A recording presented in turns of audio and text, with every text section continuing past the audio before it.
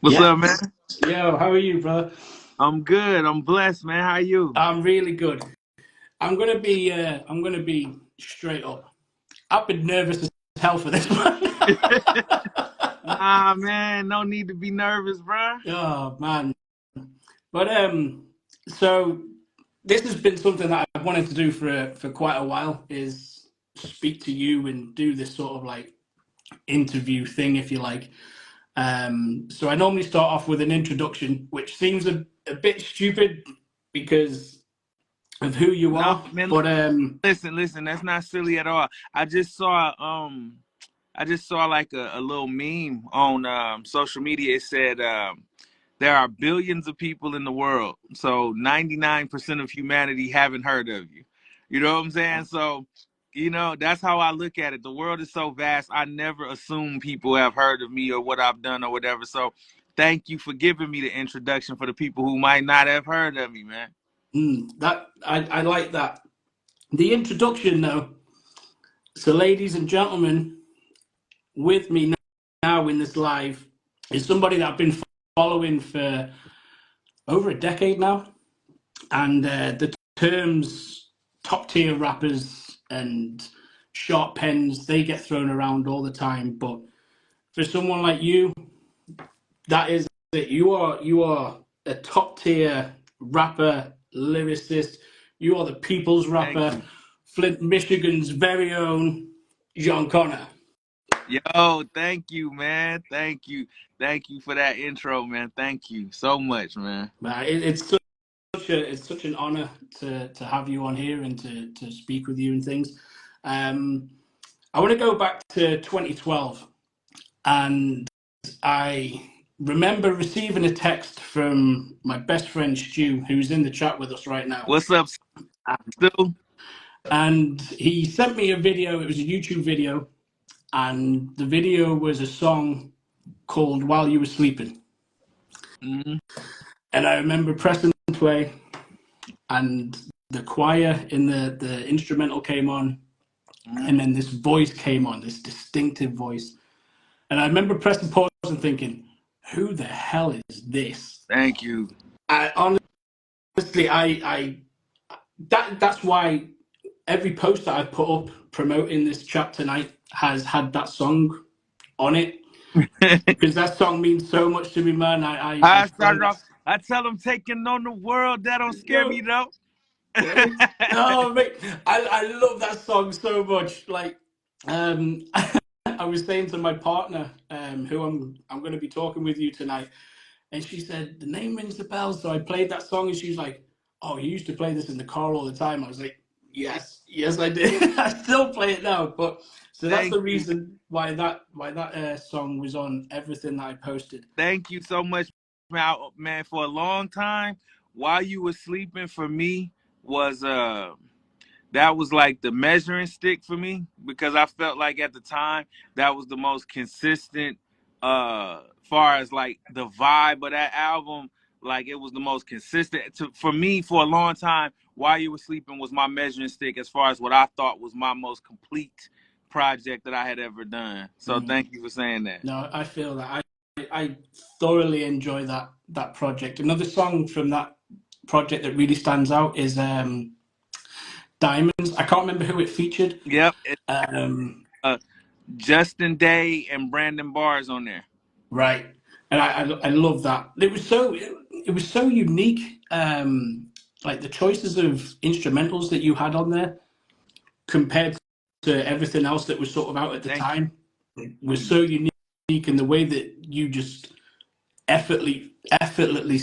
effortlessly flowed over these instrumentals, man. It was really inspiring to me, especially as I was sort of finding my feet at the same sort of time as that came out, Mhm. uh, finding my own sound and things like that, and that project really helped me elevate my game as well. Well, man, So thank you for that, man. that is a high compliment. They say the greatest gift a human can give to another human is inspiration. Mm. So, man, that's love, man. I'm grateful, man. Thank you.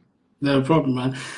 Around the same sort of time, you released the Blue album, which was over. Jay-Z beats Yep. or Jay-Z tracks, Which I instrumentals. feel And like it's so underrated. When people talk about those best in the world, the Blue album I feel like was when I hit my stride, a certain stride, and I feel like a lot of people more so talk to me about the Kanye tape and the Eminem tape, but I feel like the Jay-Z tape got kind of lost in the sauce because I was coming out with them so right. fast, and I really feel like it's some gems on that Blue album, man. I love things like that. And I was thinking when I was listening back to these, I listened back to the Blue album and the People's Rapper LP, which was the Mm-hmm. Eminem one that you did.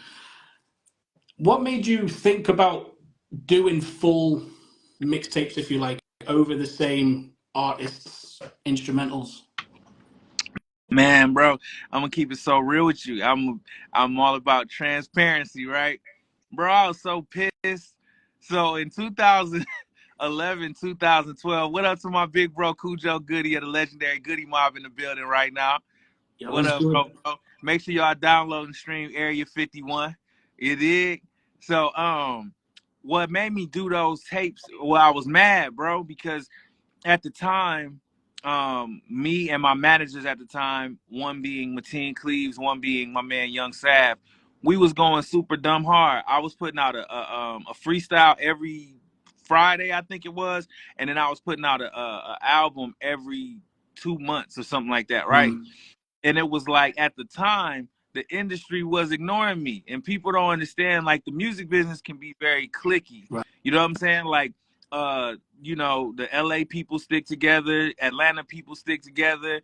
It's like little pockets of cliques, you feel me? Mm, And I'm from Flint. So and I know this is a long form answer, but I want to really give you exclusives right, on this, right. right?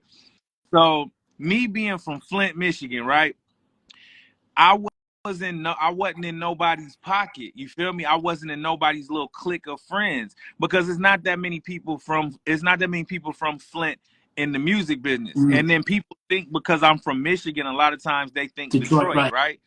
But people got to understand Flint and Detroit is like two different worlds. So it wasn't like when I just came in the game, all the Detroit people was riding for me. No, I was a ocean into myself. I was an island into myself. So it's like, and when I say that, I really want people to understand, like, the majority of hip hop or show business is controlled out of LA and New York. And now, the South that had it on lock. So Atlanta for the most part too, right? Right. So you think like Double XL, MTV, BET, Viacom, these big corporations that kind of are in control of presenting artists to the world. You got to think like if one of those offices is in like LA, all Mm, the LA people, they get to just go to Viacom or BET or MTV and they can be like, yo, my homeboy is dope, play his right. video. I didn't have that. You Right. feel me? I'm not from New York. I'm not from LA. I'm not even from the big market in Michigan. I'm Mm, from Flint.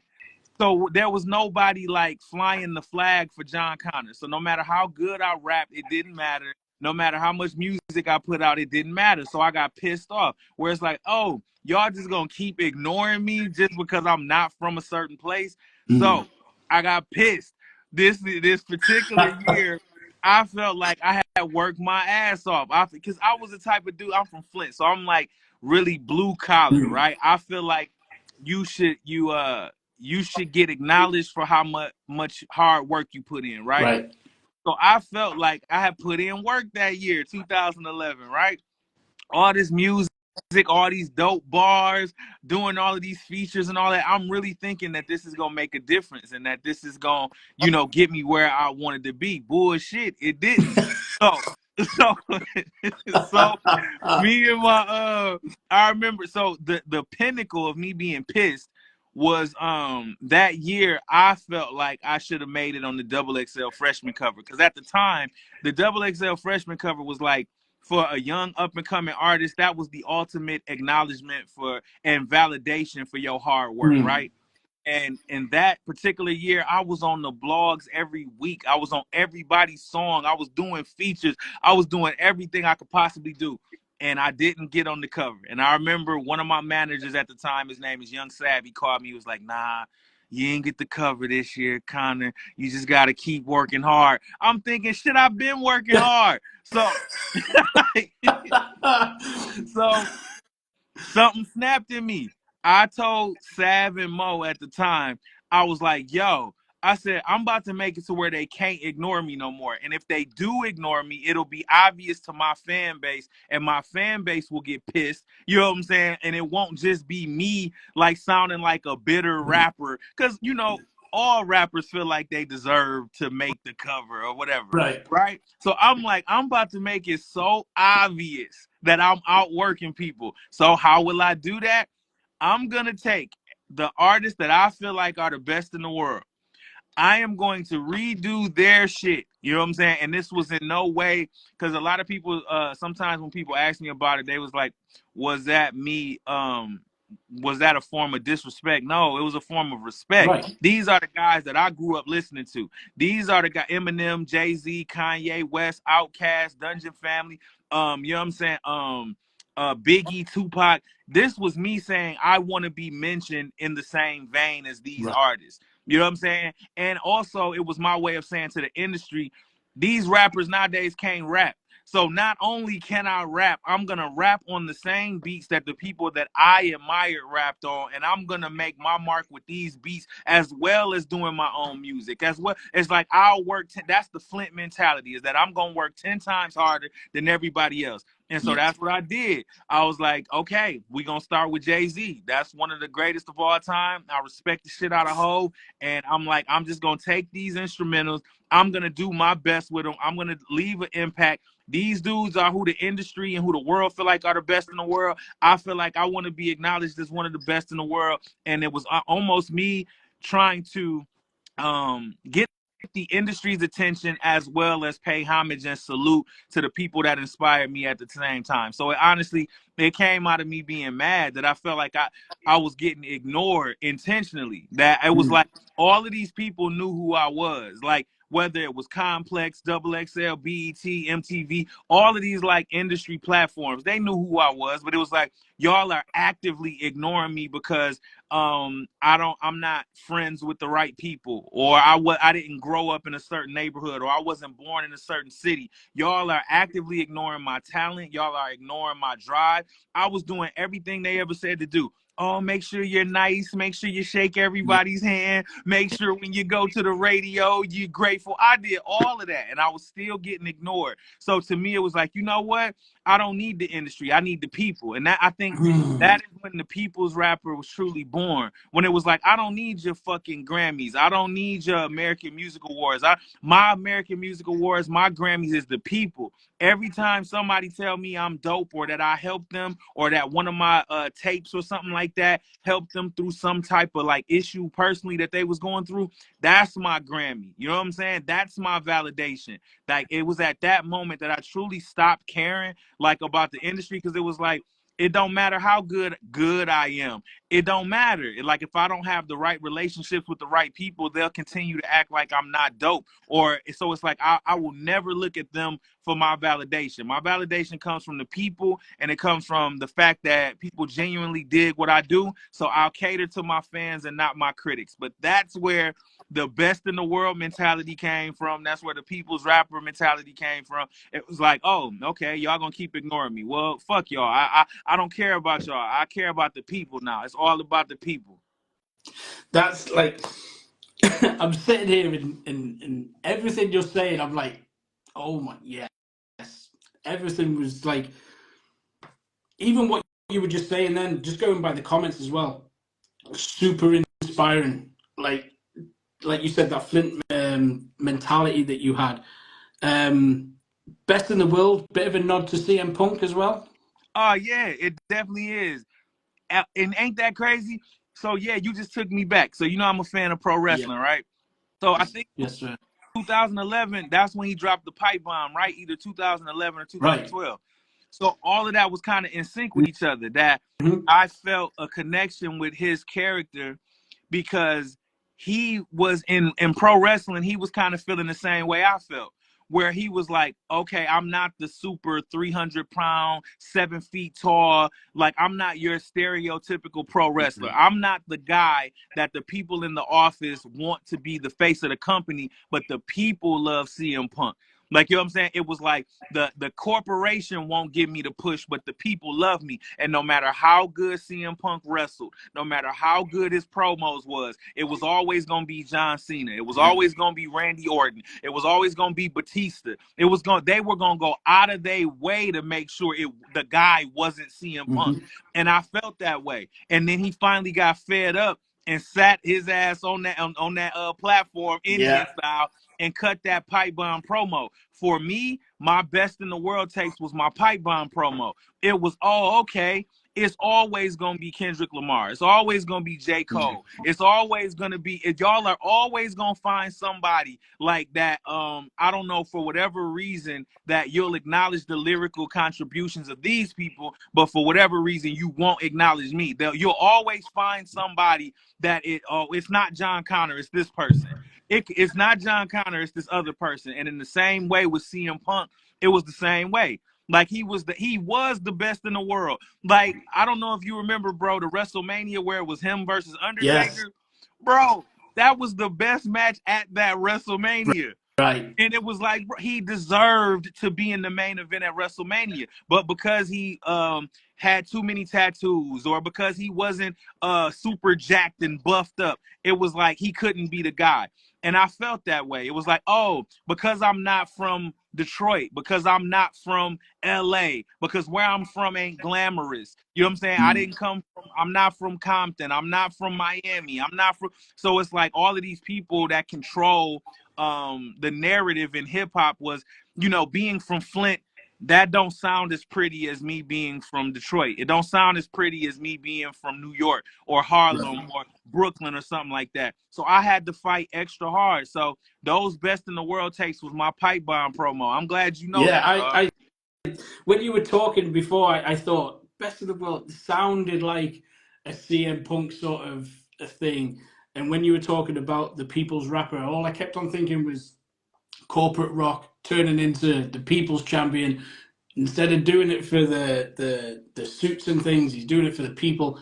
And the way that it just all stitched together with the music, it's a beautiful thing, man. You talked about being pissed when you were doing these best in the world mixtapes and things like that.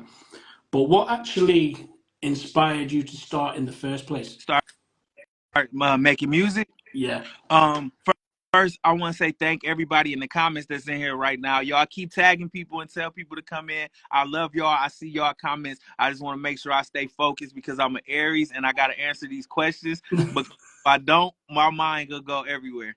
So I love everybody that's in the comments right now. So what started me to making music was my dad is a musician. Right. So he plays the guitar, he plays the keyboard, he plays the drums. So I grew up watching my dad. As for all little boys, man, your dad is your first hero. Your dad is like the coolest fucking dude in the world, right? So for me, it was easy to feel that way because my dad was always like a super charming, charismatic dude. Then he played all of these instruments and all of that stuff. So I grew up watching him like rehearse. I grew up like just watching people marvel over my dad's gift. Like, he played in the church, he played everywhere, anywhere you could play music, my dad played at. So I just grew up seeing my dad, and the thing is, I wish that the guitar was my gift too, but it wasn't. I couldn't play the guitar to save my life right now. And so, like, my dad, he used to like buy me guitars, like, and give me guitars, and I couldn't play. It just wasn't my thing. And I used to always feel like I was letting him down. Like, damn, I do love music and I want to make music, but it's like, that's not my calling. When I got my first keyboard is when I found my calling, that I could play by ear on the keyboard. So I started producing, and that's how I started making music. It was like I always had a love for music and I always wanted to do it because my dad always made it look so cool.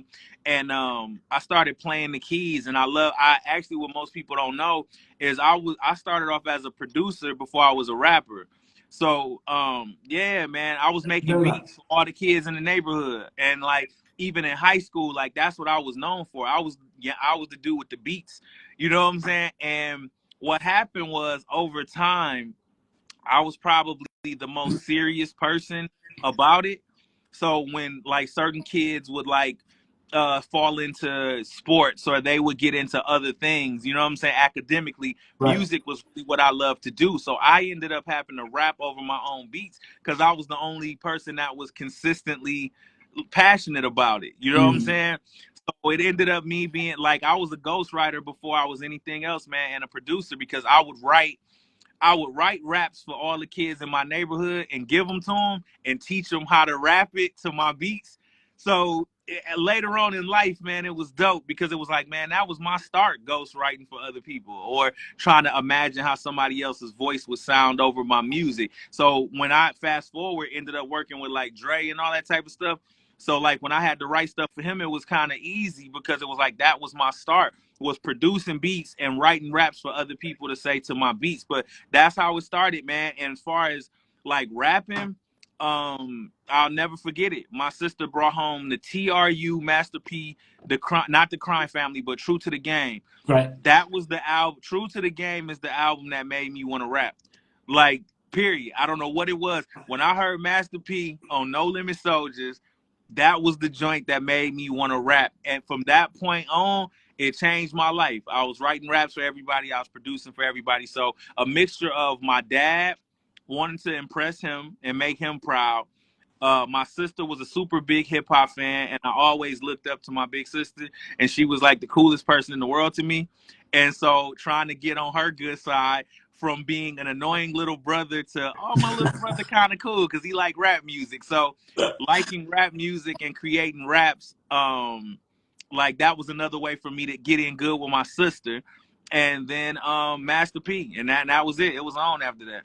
My That's it's mad that you say that as well about your dad. My dad, well, my parents both worked for the Salvation Army. They're retired now, but they were essentially priests, if you like. And my dad used to play like the trumpet, like all these brass instruments and things like that.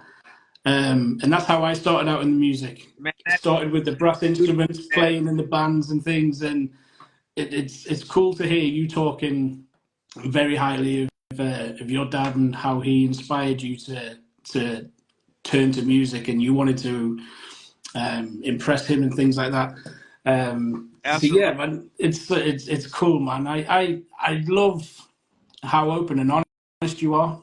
Um, I really appreciate these stories that you're telling as well because I didn't know that you were a producer first and foremost. I wish I knew you back then, so then you could have threw me some raps. Yeah, I would have did it too.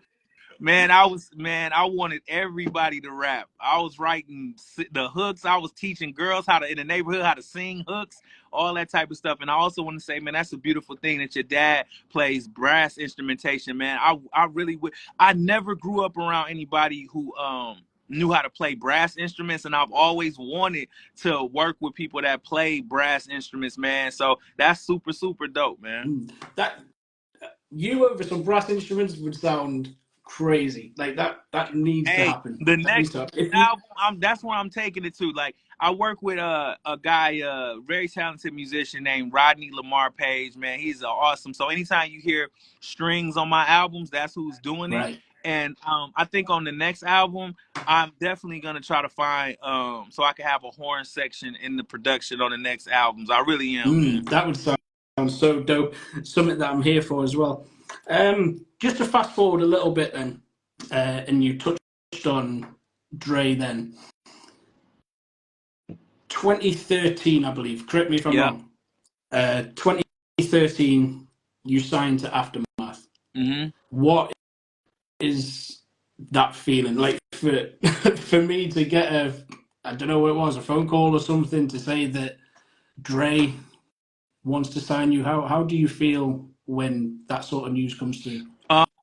To keep it real, at the time, it was very at the time I felt validated.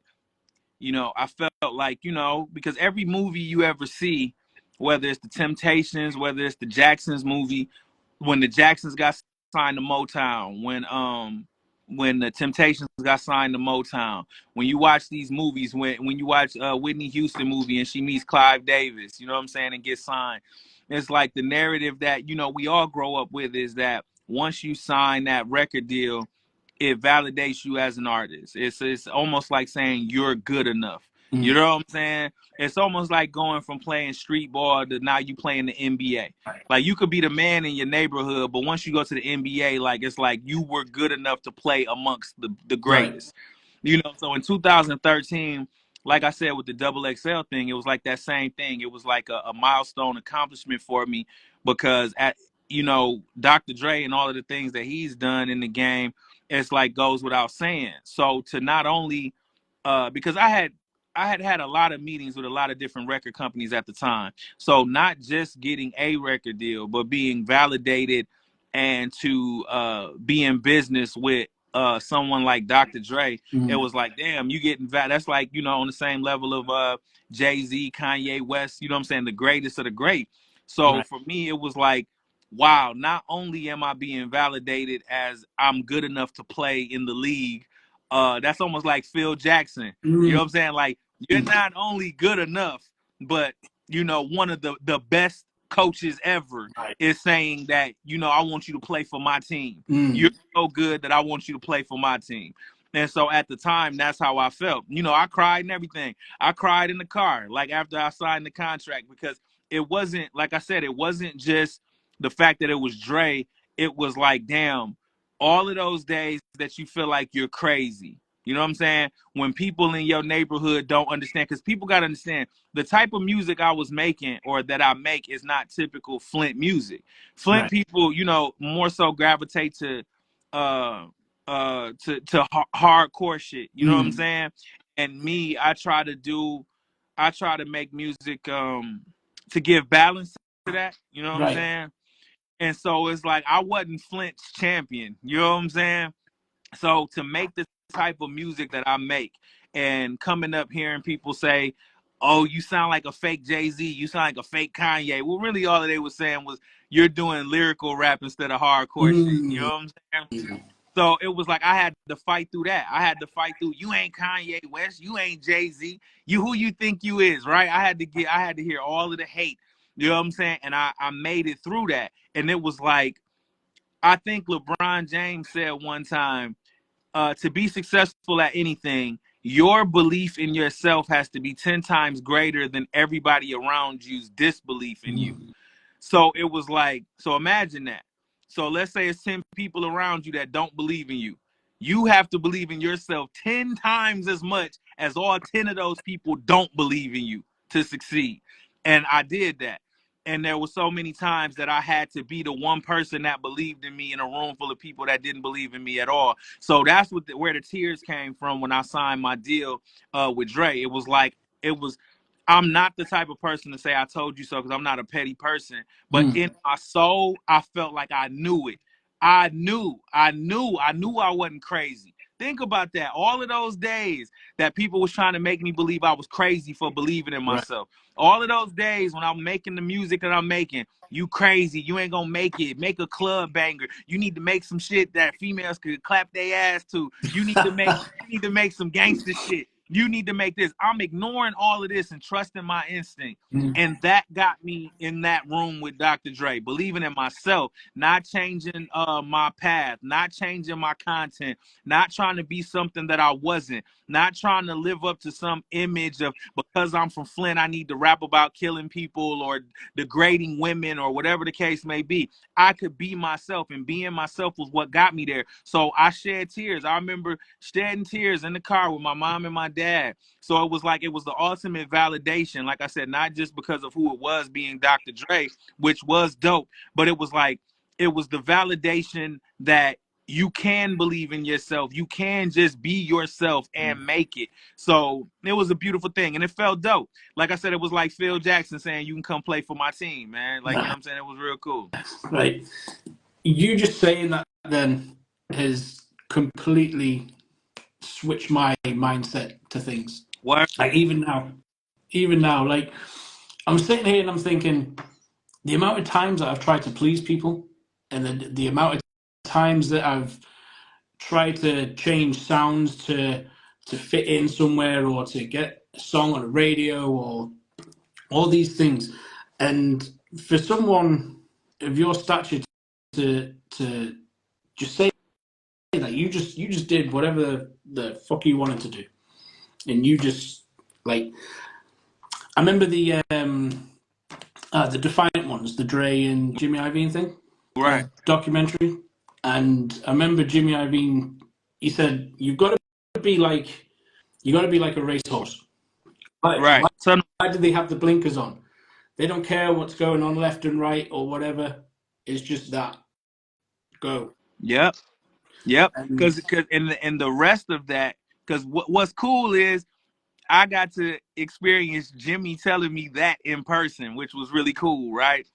And the continuation of that was that he said, if a horse was to look to either side, it would trip over its own feet. right, You know boom, what I'm boom, saying? And boom, that's how boom. you got to be. And even now, I'm that way. Like even when I left Aftermath, it was like funny to me because it's like it's the life push you through the same cycles over and over until you learn the ultimate lesson.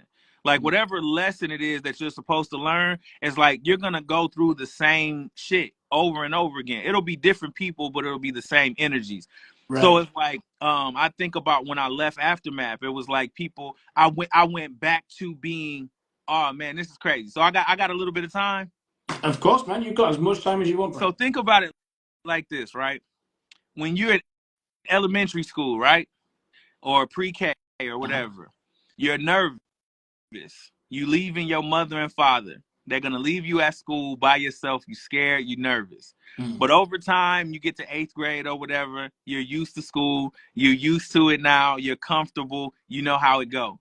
And then you got to start all over again when you go to high school. Now you're a freshman. You're nervous. You're back being that little kid on the first day of school that's nervous and I don't know what's gonna happen. Then you get to be a senior in high school, right? Right. And you're used to high school. You did it. You comfortable, whatever the case may be, right? So that starts all over again. You go to college, you're nervous. You're getting dropped off at campus. You by yourself. It's the same cycle. And people think just because you're not in like a 4 year like fucking like institution that cycle stops in life. It doesn't. The Right. way I look at life is like, oh, so every 4 years I'm gonna have to start over. Like there's this 4 year process in life that you're gonna have to start all over from the beginning. I've sectioned it off to 4 years, but it could be more, it could be less. But that's how I've come to understand life.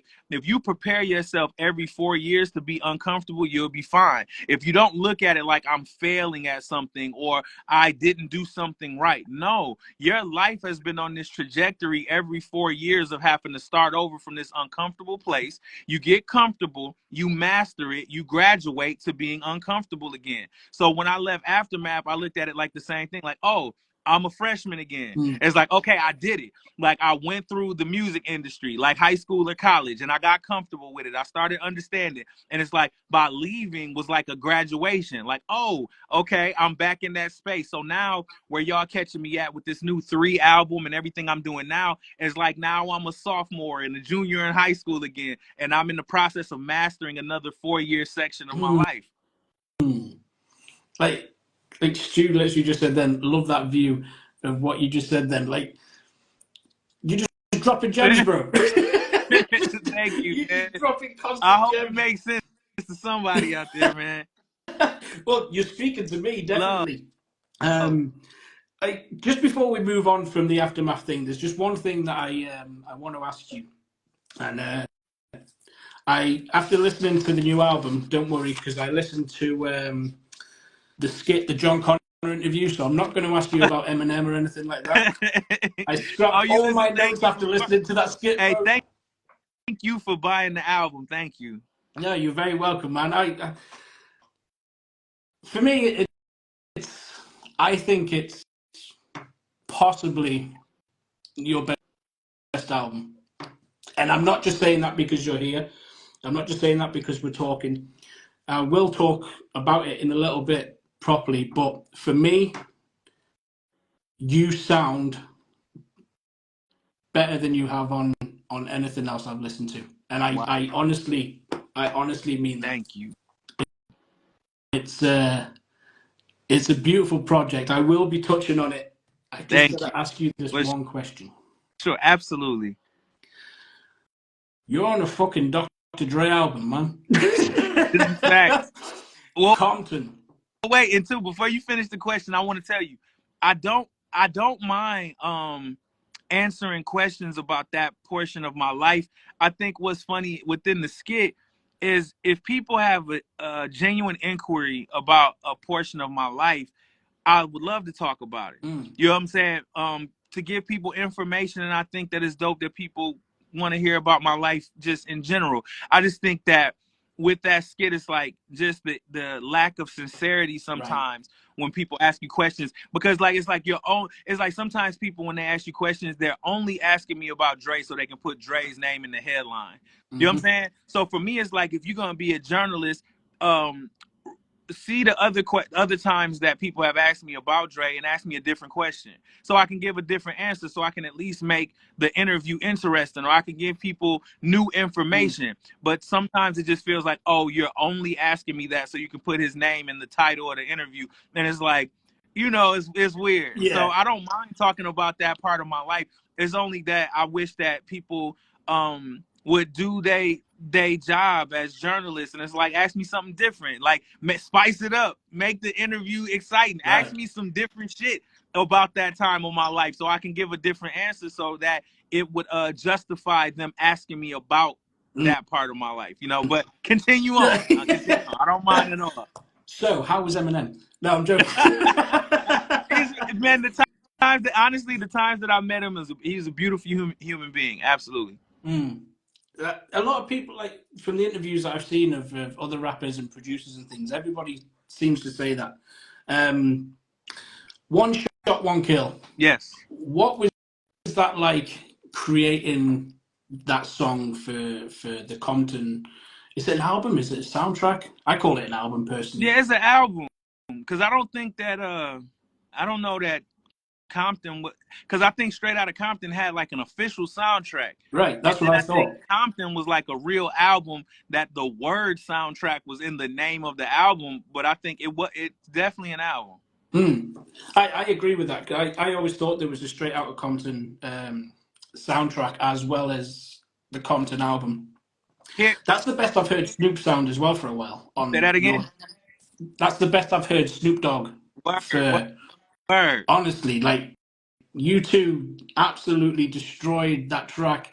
And I don't know if you know, but there was a certain person that tweeted a picture. This might give it away, but he was clanging and banging and clanging and banging, and it was The Rock posted up a picture of his playlist in the gym. This was going back when the Compton album was released, and I actually tweeted you about this, and I said, "Have you seen this? The Rock is listening to your music. Like I know it's the Dr. Dre album, but The Rock was listening to you, and I know you being a massive wrestling fan, like to have Dr. Dre listening to my music and signing me, and then to have The Rock from the other world that I love listening to my music as well. It was like, man, that must have been crazy for you." It was wild. I think maybe at the time, I think I might have reached out to The Rock and like let him know that it was like, I think I Mm, thanked him. You know what I'm saying? It was so long ago, but I definitely think I sent him a message and just told him, I'm only on this song because watching you inspired me. Like I said, human inspiration is a beautiful thing, because it goes back, and it's vice mm. versa. You know what I'm saying? Like that song influenced or inspired The Rock in the gym, but watching him on TV influenced and inspired me to even get to that point in my life. So it's a beautiful thing. But yeah, it was dope. It was dope. It was super It's dope, a man. beautiful I'm a huge concept. wrestling mark, man. So yeah, it was full circle. Oh, you and me both. I said to my partner before. I said, if this interview starts going sideways, I'm just going to start talking wrestling, and we'll be fine. Yo, that's real. That's real. So you leave Aftermath Uh-huh. 2019 sort of time. Um, And since then, going back to what you said before about Best in the World series and being pissed, all of a sudden we're getting more Best in the World mixtapes. We had the SOS 1 and 2. We had the War EP, which was wrestling themed with Teasy. Montesi. Did you feel after the aftermath, after leaving Aftermath, did you feel like you had a point to prove again? Yeah, I still do. You know what I'm saying? I still do. I think that um for one, is several points to prove, I think. One, um, I think spiritually I'm in a better space than I've ever been, you know. So I want to prove a point to myself that this, this version of me uh, can take it further and beyond where the less evolved version of me like took things. You know what I'm saying? Because I think when I listen back to myself, sometimes I can hear where I needed to mature and grow. You know what I'm saying? Right. And it's like I remember one time speaking of Eminem, right, where he said after he got clean and sober, right, he kinda was thinking, damn, was it the drugs that made people like my music? Now that I'm sober, is it gonna be the same? Can I still do what I? It's like that's kind of how I feel about my spiritual evolution. Where it's like, dang, is the times that I was saying negative stuff, like not that I was ever a negative artist, but I'm saying like there's immaturity within some of that old music. And it's like, is that what the people were relating to? And now that I'm a better version of myself, like, will I still resonate with people? So it's like there's that. There's also, I think a lot of times in my career, I was always attached to some figure that was more established than me. Like when I first came in the game, my manager was a ex NBA player by the name of Mateen Cleaves, right? So in my city, it would always be like that was people's excuse. Connor's only getting this far, or he's only getting these shows because he hangs with an ex NBA player. You know what I'm saying? It wasn't because they looking at it like, oh, it's not because he's talented. It's not because he worked his ass off. It's not because every time he on stage he give 110%. It's because he's attached to this other person. You know what I'm saying? So then when I keep working my way up and working my way up, I get signed to Dr. Dre. Right? Then it's only because he signed to Dr. Dre that he ended up on the freshman cover. It's only because it's like now I'm completely by myself. There's no industry person like helping me through the weeds. There's no other established artists like co-signing or putting their arm around me. Now it's just me, God, talent, and the people. And we gonna see how Facts. it is a point to prove where it's like, okay, this me is me and God now. And when I pray at night, it's like, okay, God, it's me and you.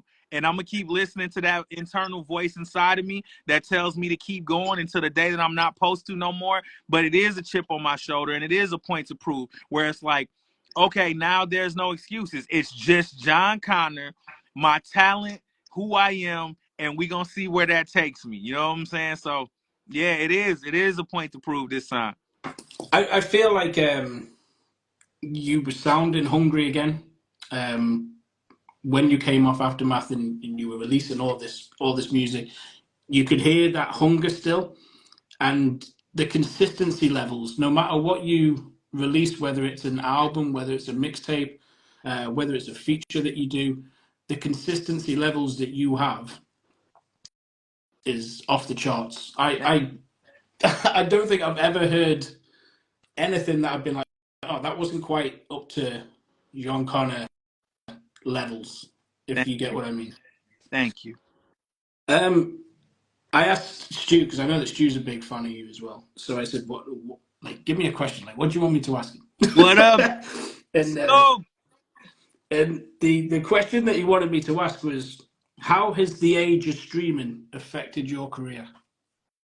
You know what's crazy? Um,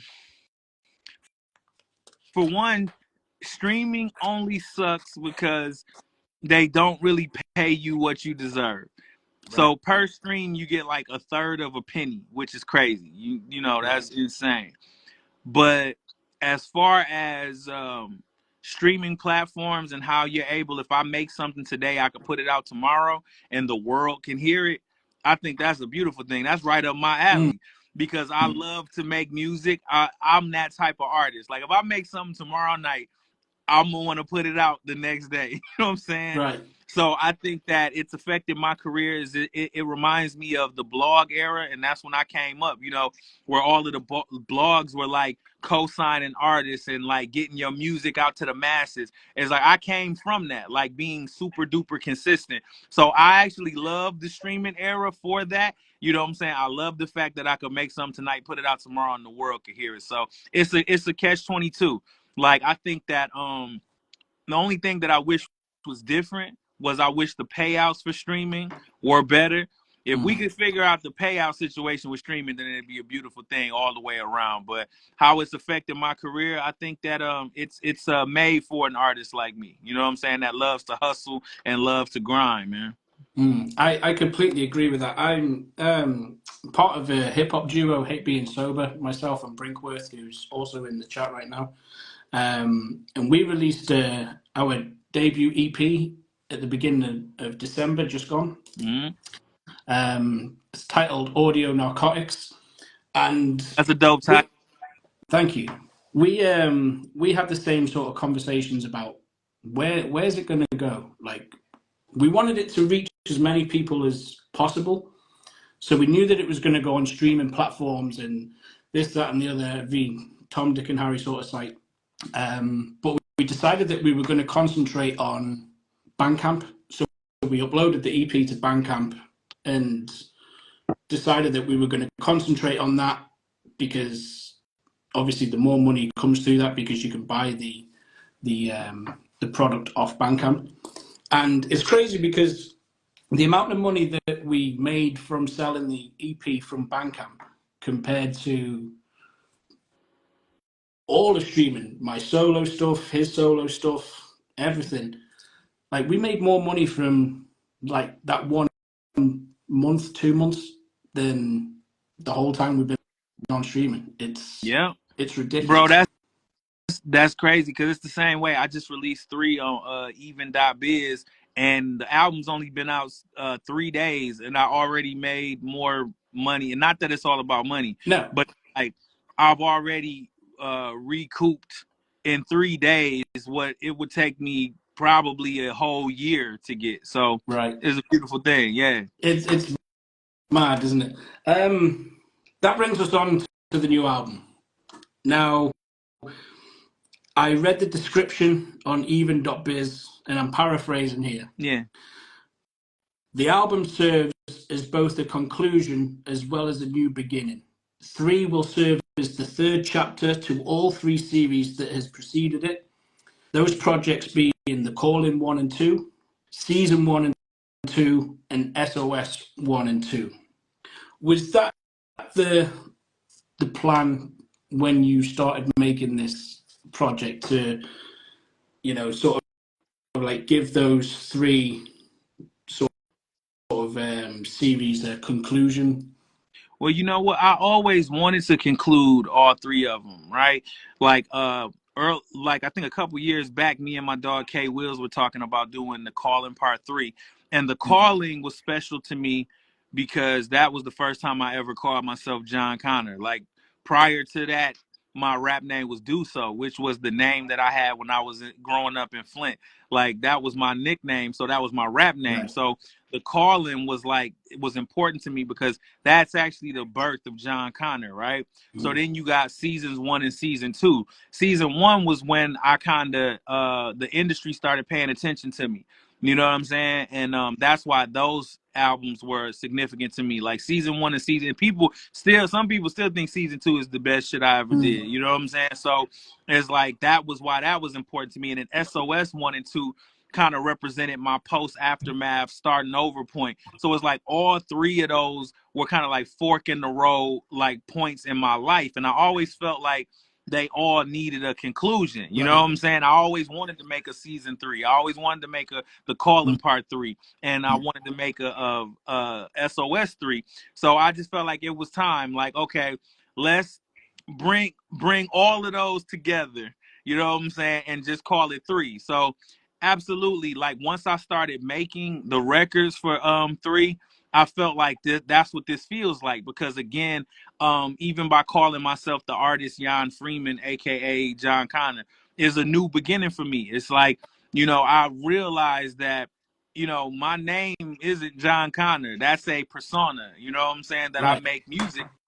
And so it's like I want to acknowledge that now, like that I know who I am. I'm Jan Freeman, and when I make music, this is the persona John Connor, and that kind of is a step forward into a new direction for me. So I'm like, you know what? Let's close it off and start something new at the same time. So when I started making the music, it was like, yeah, let's do it. It's like this is the end of something, and it's also the beginning of That's something.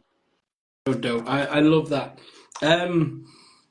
So Even.Biz, there's the album's released exclusively on Even.Biz, where people can purchase the album for whatever they want to pay.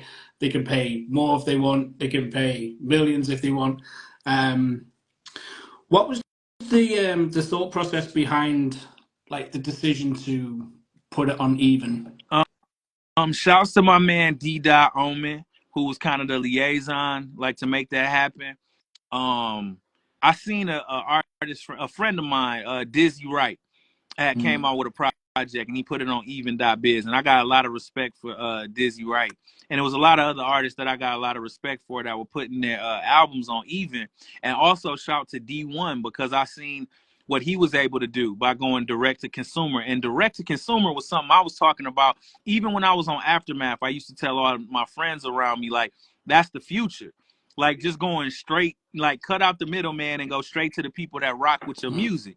You know what I'm saying? So when I seen other artists that I respect, like rocking with Even and doing business with Even, I said, you know what, let me try this out. And when I reached out, it was just happenstance that me and D Dot have a super long history with each other. From the he was one of the cats that when he had his own blog, he was definitely a huge supporter of mine. So it was like the fact that somebody that I had been knowing for so long was over there, and one of the people that was like a connection to Even, but then also seeing like the good business that they were doing with other people who I consider friends of mine, like it intrigued me.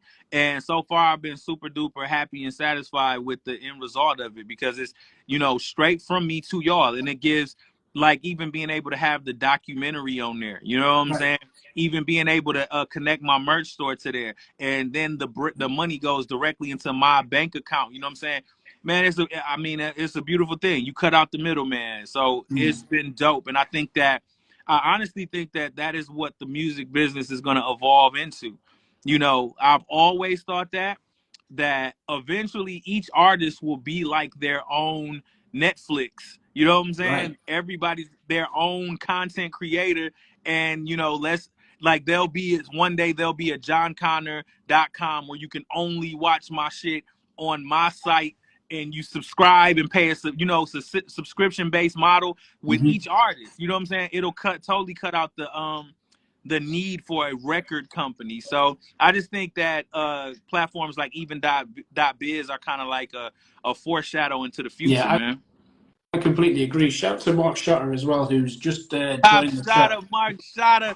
Top Mark Shotter produced Connor for the Win and Forever on the new project, and we got a lot more music, man. That dude is serious. So we got a lot of Mm, music on the way. And my man Andre Durrell just came in the building. Yo, love. Olympic bronze medalist, you know what I'm saying? man, Legend in the boxing world, man. Shouts to my brother, shouts to Mark Shotter, shouts to Andre Durrell who just came in. insane, insane. We speaking of Connor for the Win, my notes for this particular Mm. track. This is what I legit wrote. The amount of times I had this on repeat is ridiculous. That's literally what I wrote That's down. love.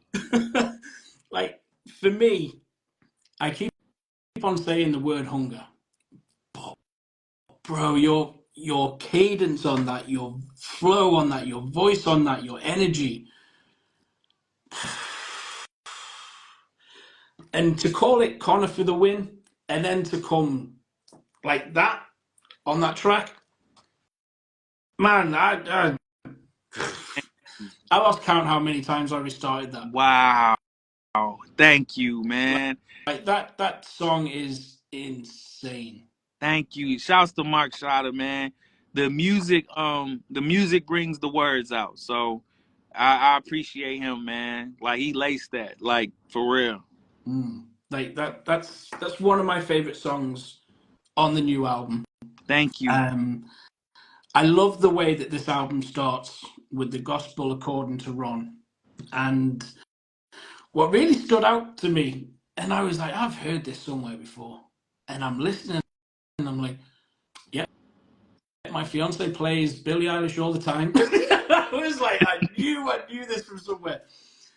That sample and the way that it's worked into the track, it's not right in your face, it's not overpowering, it's just there. It's beautifully mixed into the song.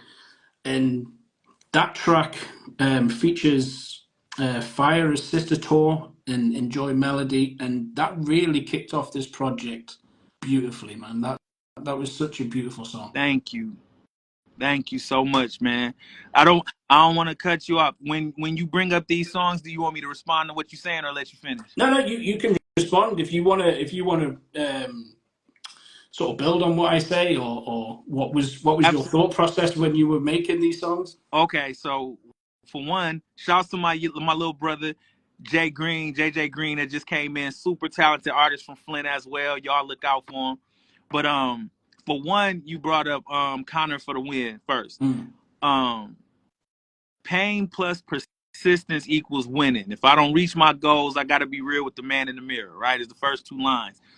Do y'all know how much of a tongue twister that was for me to say pain plus persistence? I fucked up like a million times trying to say pain I plus. know them. I know those ones. Dog, that's what happened. Like that's the first thing I think about. I was so proud of myself when I finally got that line out. Yes. Oh shit. When I got out pain plus persistence equals winning, I'm like, yes, I finally got it. Like I did, I messed up like 10 times trying to say that shit. But Connor for the win, the dopest part about that for me was that I got to, man, it was so crazy when I got to the second verse, right? Because I really liked the first verse. And like to be able to dedicate that verse to K Slay is what I Mm, really love about that record because he was a cat that believed in me. He didn't play the industry politic game. He New York born and bred, right? right. And like I was saying earlier, how certain people only mess with you if you from where they from or they have a vested interest in your success. Man, K Slay didn't know me from a can of paint, and he loved the way I rapped. He liked me as a person, and I'm gonna always like mention his name or talk about him or just bring the light that he gave to me. I'm always gonna bring attention to it, and that's what I love the most about Connor for the win is that he always believed in me. So I'm always make sure people respect his name. Like even though he's not here anymore in the physical form, he'll always be here through me and all the other MCs that he helped out because he was what hip hop should be about. If Right. you were a good person and you was dope at what you do, he was gonna help you. It Mm, didn't matter where you was from. It didn't matter whether you was signed underground or whatever. He was gonna help you. And I want to always try to emulate that myself with my career. So that's my thoughts on Connor for the win. And the gospel according to Ron. The cool thing about that is that is my actual cousin, Ron Gildersleeve. That's why it's called the gospel according to Ron. oh Is because we were shit. in the studio and sometimes people when I feel like the Holy Spirit start talking through them, you got to catch it. And Mm, so with this album, what I started doing was in my real life, if people started delivering a message that I felt like is like, oh, that's something spiritual happening right now, I would tape the conversation. Now, of course, I would ask their permission. But my cousin, he was going on this rant when we was in the studio talking. He was talking to my other cousin, Mr. Newbie, and he was going crazy. I wish y'all could have heard the rest of that rant because it got crazier. But so he going crazy talking to my cousin, and I'm like, "Cuz, can I record you?" He was like, "Yeah, yeah, yeah, yeah." So he get back to he get back to ranting. So, but the thing about it, why I bring that up, is when I think about like the Bible or like holy text or scriptures. These are just regular people's account of certain things, right? Their Mm. interpretation of God or things that they witness, Right. right? So I felt like my cousin, is in this moment, he's a prophet. And if I document what he's saying, he becomes like the prophets in the Bible. You know what I'm Mm. saying? Like he's speaking a testimony right now. Who's to say my cousin isn't a prophet in this moment? You know what I'm saying? Who's to Right. say 100 years from now when somebody listens? Like, because my uncle always say nobody makes it out of this life thing alive, right? Mm. So we all gonna leave this earth one day, right? So when I make music 100 years from now, who's to say people won't listen to these songs or these things that we're doing like people read the Bible or the Quran or the Quran or the Torah, right? So it's like, dang, I thought like, so what my cousin is saying right now is literally the gospel. Right. He's speaking on his firsthand accounts of how he views God and spirituality and those type of things. And I was like, wow. So that's why on the album you got the gospel according to Nana, you got the gospel according to Ron, the gospel according to China, because it's like, wow, this is their perspective on spirituality, and who's to say these things aren't gospel? You know what I'm saying? Mm. That's crazy that you like even just thinking like that, because I think I would have been at the point where I was like, look, just shut the fuck up, I'm trying to record. But the fact that like what you just said then again is just made me think more about things. Because I definitely wouldn't have been thinking that way that you were. Man, like, bro, That's I love. I'm literally mind blown at some of the things that you're saying tonight. Seriously, like you're having a massive impression on me personally, Wow. with the way that I'm thinking about things now, and thinking Wow. about things that I've done and that I would have done differently, just from like your experiences that you're sharing right now. Wow. Um, Thank you, man. Your Thank you for word, sharing, bro. I feel the love and gratitude, man. And it's nothing but love back, man. Thank you. Thank you, Thank man. you. Like seriously, bro. This it's really. I'm honored.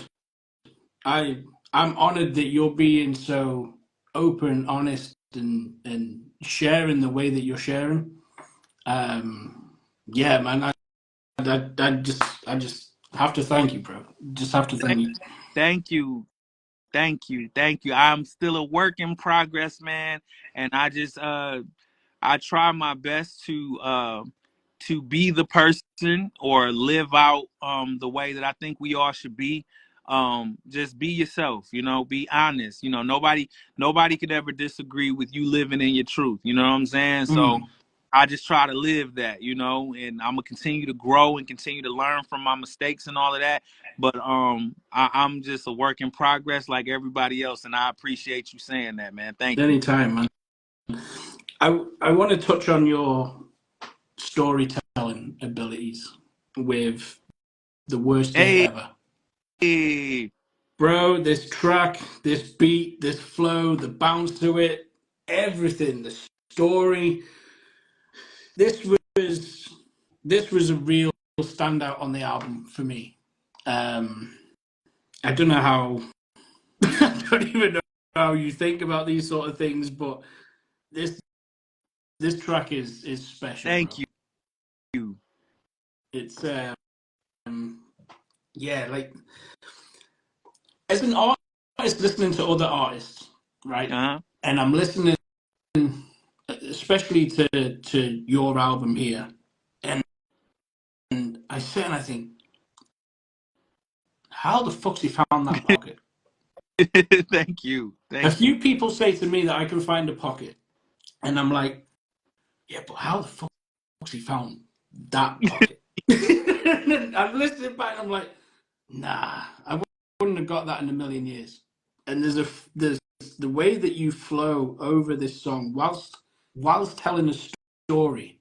It's not even like you're just flowing and just saying nonsense, if you like.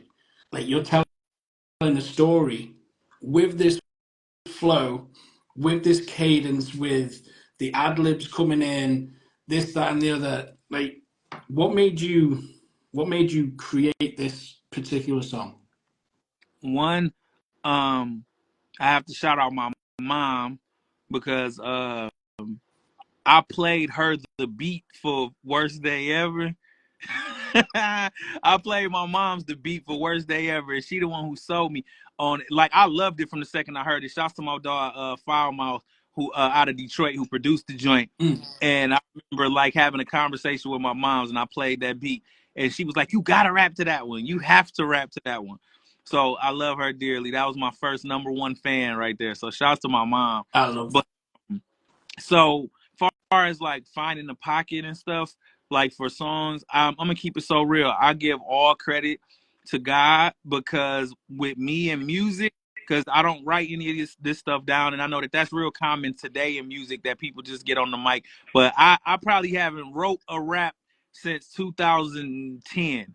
So the thing is, like, so for me, when it comes to like writing these songs, I really truly feel like it's God speaking through me. You know what I'm saying? It's Mm. like I'm just stepping out of the way. Like whatever that first initial like God thought or spiritual thought or intuitive thought is, as soon as the music come on, I have to get on the mic and rap to it right then and there.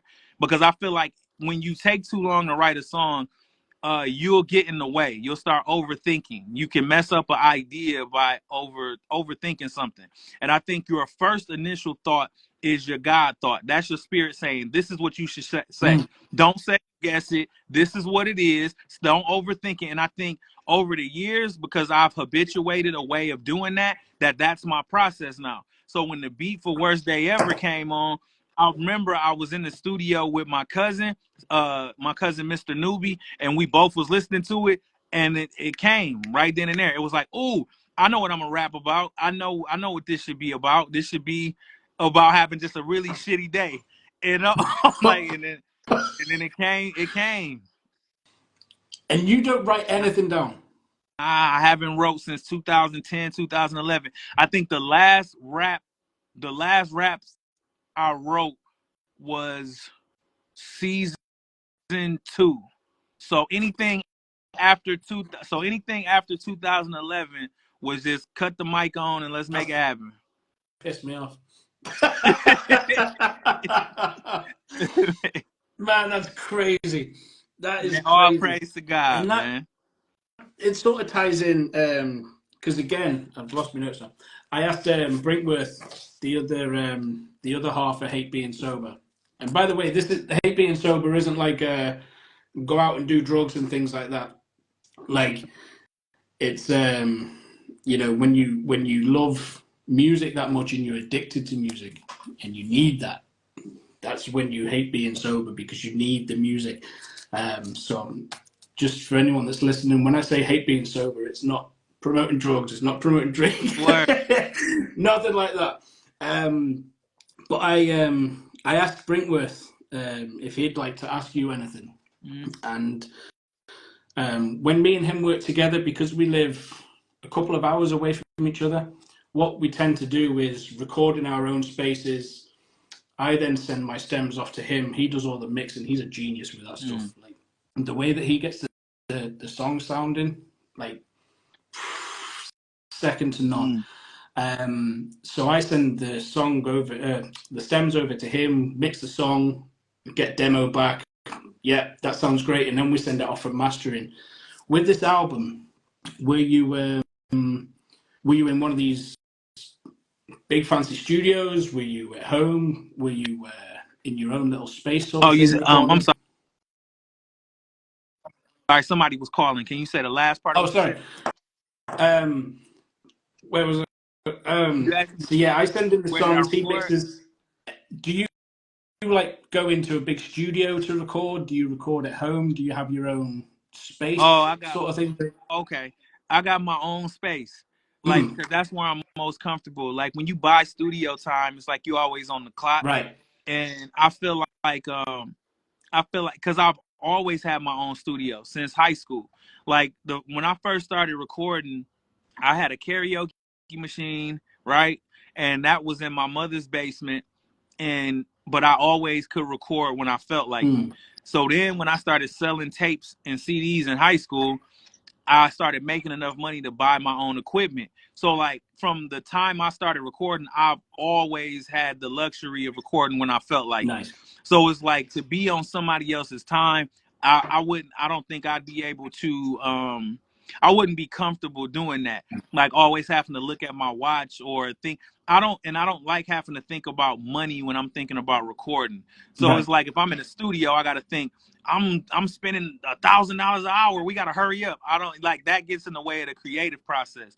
So for me, I always take my money and invest back into my art, into my craft. So I'm always buying more equipment for my studio, like so Mm. that you know what I'm saying I can have the sound quality as if I did record in one of these type of studios. But for Right. me, it's just way more comfortable because I'm not looking at the clock. I'm not having to worry about studio time. Like I'm completely in a space of comfort. So all of my projects have always been recorded in my Mm. space.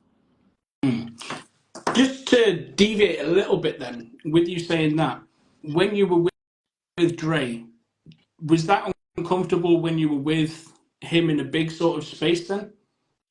Um, well, not really because I've been recording for so long that no matter what studio I'm in, it's almost like a fish in water, right? Right. That's like if you've been doing anything your whole life. Like no matter what the environment is, if you know how to do whatever that is, like that's like if you're a doctor. If they put you in a hospital in another country, the human body is still the same. So you have the knowledge and the know-how to be a doctor. It don't matter what hospital you in, you feel me? Or Mm. like if you play basketball, if you know how to play basketball, it don't matter what team or what arena you play in. It's just, you know how to do whatever that is that you do.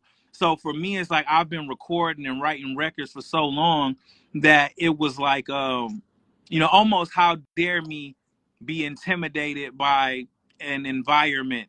You know what I'm saying? How Mm. dare me be intimidated by any of these surroundings and act like I haven't been doing this my whole life. So when I was recording with Dre, I used to think that when I got to that point I'd be nervous, but I wasn't. Like I said, when I got in the studio with Dre, it was almost like it's on. Like Mm. I'm not gonna get in the studio and forget how to shoot a 3-pointer or score a layup. You know what I'm saying? It's like, oh, okay, let's do it. Yeah, it's on. It more so like it motivated me. It honestly turned something on in me that made me be more aggressive and more confident in myself when I got in those big studios and worked with those big name producers. Mm. That's like the way someone said, where is it? As a natural, you can adapt. It's so true. Yeah. It is true.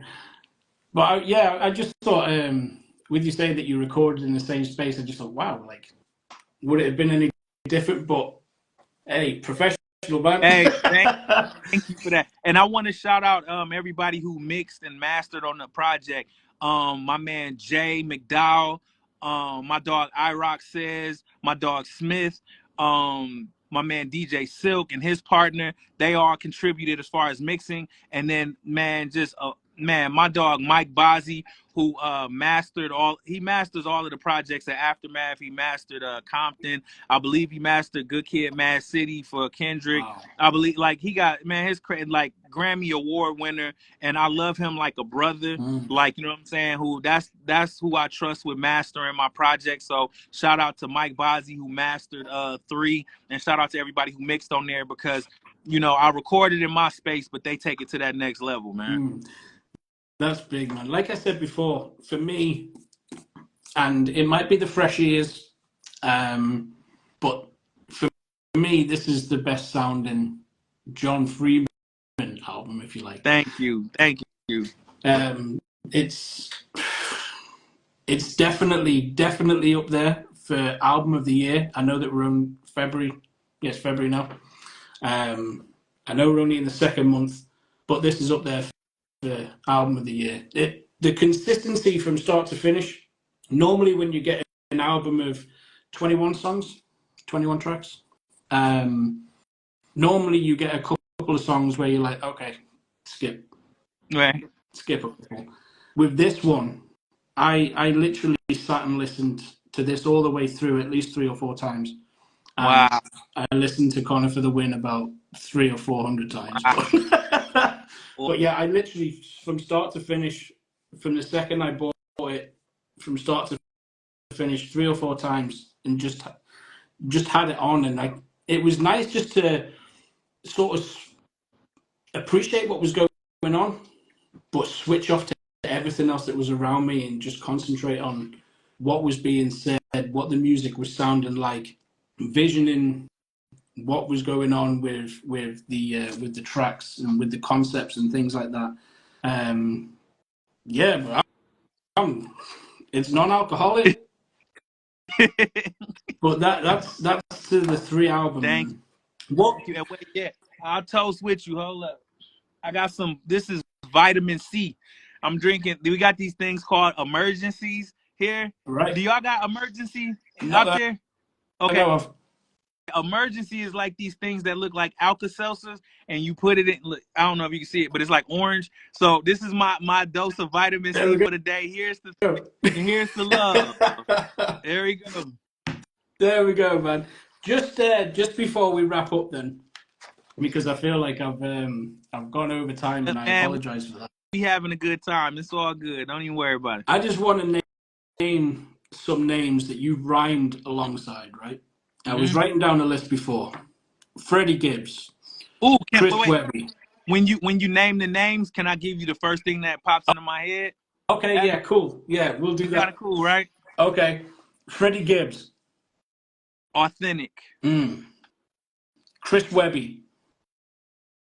underrated, and genuine person. Mm.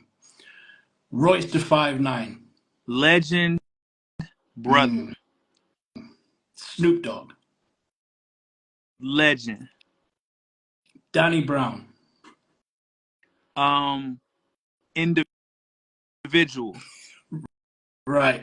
I saw Danny Brown. He was supporting Eminem when he did Wembley over here. Uh-huh. And when you say individual, bro, the second you said that, I was like, yes, Yep. man, that guy's crazy. Talib Kweli. Lyrically amazing. Mm. Okay, Locksmith. One of the goats. One of the greatest. One of the greatest lyricists I've ever heard. Underrated for me as well. Absolutely. I Definitely think that underrated. Miss. he sometimes fall victim to the same thing that be happening to me. That because he's from California but not LA, sometimes he gets swept under the rug. Right. I agree with that. Mr. Fab. Hustler. Bun B. Um, when I just thought about the fact that you just said my name in Bun B, I was speechless. So Mm. speechless, legend. One of the reasons I do it. Kid Vicious. My brother, This is and another also very underrated. facts. This is another guy that many people won't know. Like Royce's brother can rhyme No, too. man. It's a joint with me, him, and Marv One that's coming on my next project. I think it's gonna be on my project Food for the Soul. That's also coming this year. They went Mm. crazy. It's called It's Finest. This shit is crazy. I can imagine. I can't wait to hear that either. If you need a remix, give me a shout. Hey, straight, I got you. Rascas. Man, who top tier lyricist, legend, friend. Mm. Obi Trice. Real name, no gimmicks. Um, underrated, legend. Mm. I got a quick story about Mm-hmm. Obi. I met Obi in Manchester.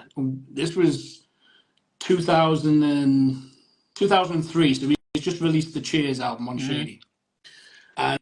And I'm at the venue, bought the ticket, going to see Obi, and I'm walking back to the car, and I see this guy standing on the corner with a couple of big dudes.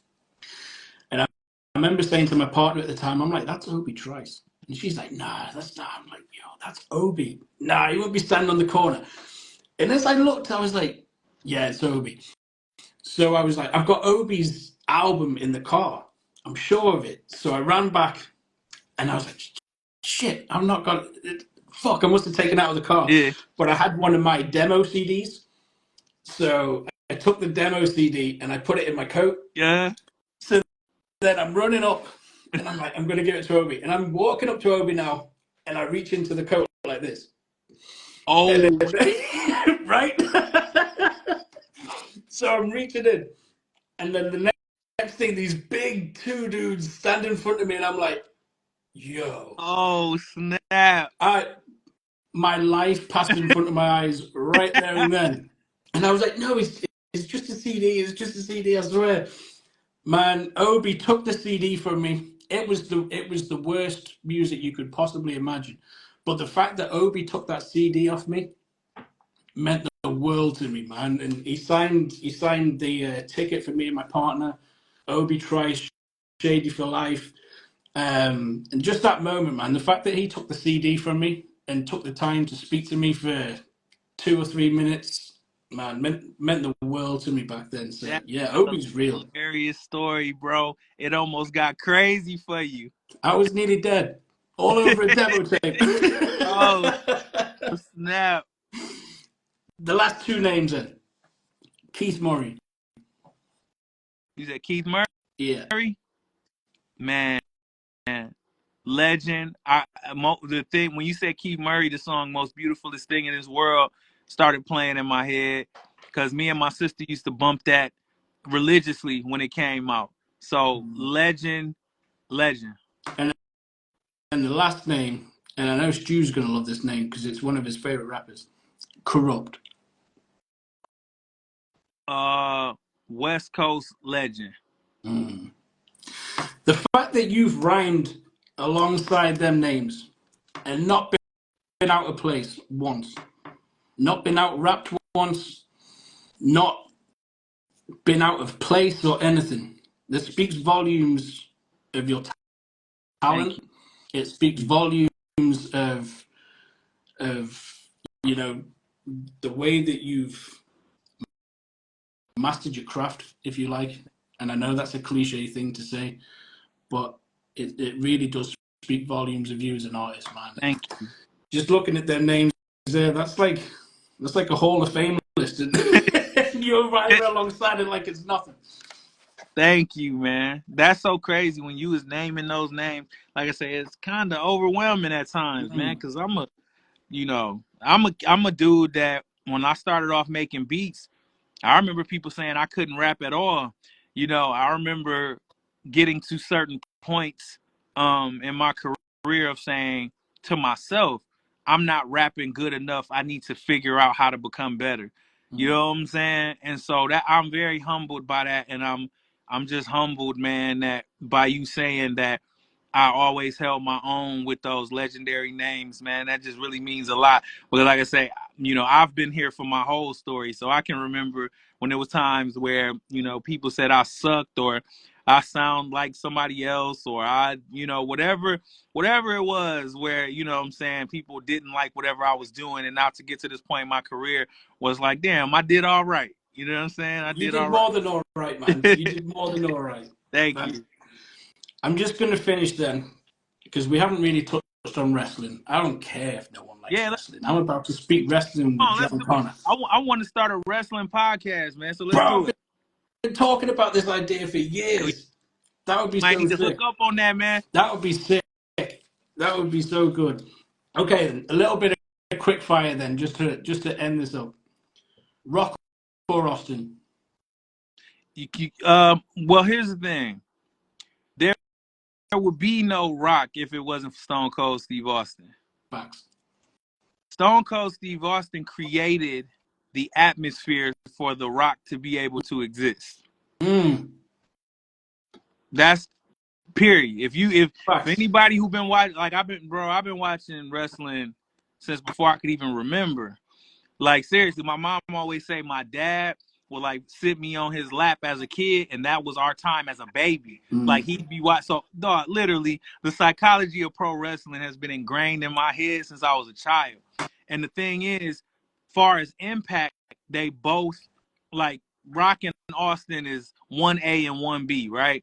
There Right. is no number two when it comes to the Rock and Austin, but the Stone Cold Steve Austin got the edge because if Stone Cold hadn't been who he was, there would be no Rock. There would Facts. be no take this some bitch sideways and stick it straight up Straight up your Candy. candy. Yeah. You wouldn't be able to say that if Stone Cold Steve Austin didn't do what he did. So Right. that's my official answer. I agree with that. I go back and forth with that all the time. I was a massive Rock fan, like used to raise the eyebrow and things like that. But Austin, man, like when he came back for that WrestleMania a year or two ago, nostalgia hit me Yep. hard, Yep. It real hard. felt Okay, good. It felt good to hear that music again, man, man. when that glass shatters, someone's getting their ass whooped. Yeah, that's straight up, man. But people don't, man. People have to know that that's real though. Like, bro, I watched wrestling through the horrible years. Like, wrestling goes through like peaks and valleys, where it's Right. like really, really good and really, really bad. I'm talking about bad to the point where you can't justify to your girlfriend why you're watching it. You feel me?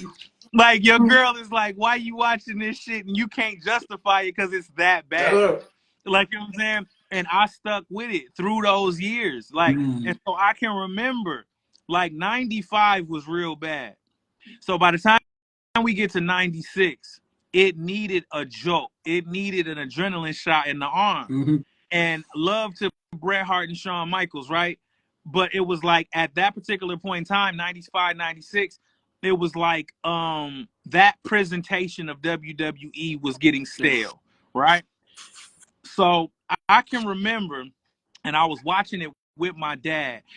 This was when Stone Cold Steve Austin was still feuding with Savio Vega, right? Right. See? So this how you know that I know what I'm Right. talking about. This is when they was having like Caribbean strap matches every week on Superstars, right? And I and I remember it was like it was a promo, just some random promo. You remember when like the match would be going on There'd and be then there would be like a little side box, screen. Right. right? Okay. And Stone Cold said something like, "I'm gonna whip Savio Vega's ass at this Sunday." Like, and I remember That was spot on. thank you. I remember me and my dad looking at each other like, "Oh shit!"